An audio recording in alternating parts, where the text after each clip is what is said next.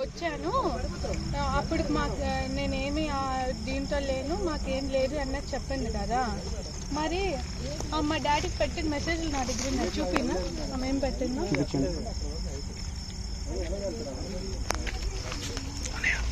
ఏమీ లేనప్పుడు 2022 డిసెంబర్లో, అంటే ఇది సెప్టెంబర్లో దాని నవంబర్లో మెయిన్ స్క్రీన్ షాట్ తీసుకున్నది డిసెంబర్లో, 2022 డిసెంబర్లో.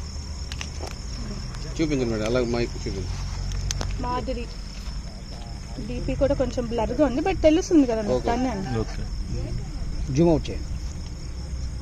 గడప గడపకి వచ్చేది నీకోసమే, ఈ ఏంటి యాటిట్యూడ్ అని డాడీ పెట్టారు.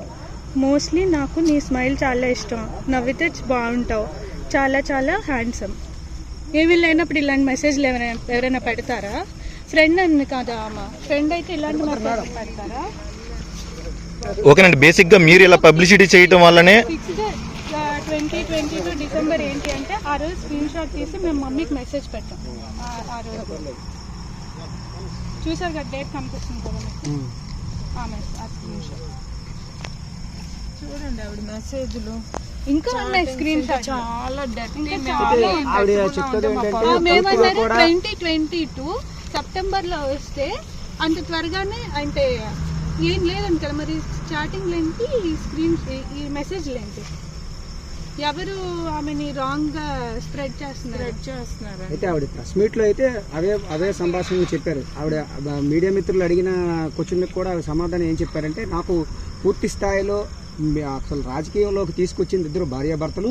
తీసుకొచ్చినప్పుడు ఏ ఫోటో పెడుతుంది తెలుసా, ఆవిడ ఒక డాన్స్ చేసింది శ్రీని గారు పుట్టినరోజుకి. మీరు అందరూ మీకు తెలుసు, ఆ పుట్టినరోజుకి డాన్స్ చేసిన వాళ్ళందరికీ మనం సన్మానం చేసాం.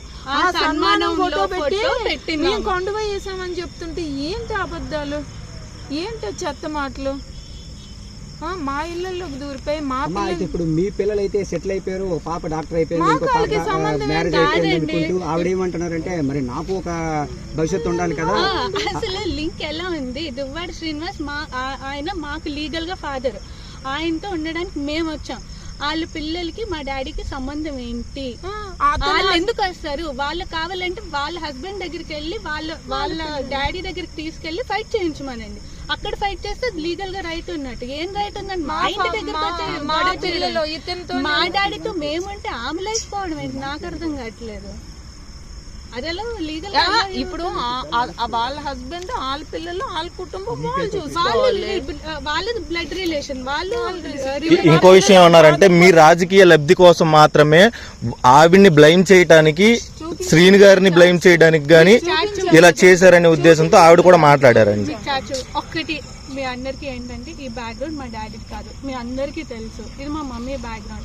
మా మమ్మీ రాజకీయాల్లోకి రావాలనుకుంటే, ఎప్పుడో ఆ పవరే తీసుకోవాలనుకుంటే, మా డాడీకి ఇప్పుడు ఆ పవర్ అంటే ఆయనకి రాజకీయంగా వదలాల్సిన అవసరం లేదు. అప్పుడే మా మమ్మీ పవర్లోకి వచ్చేది.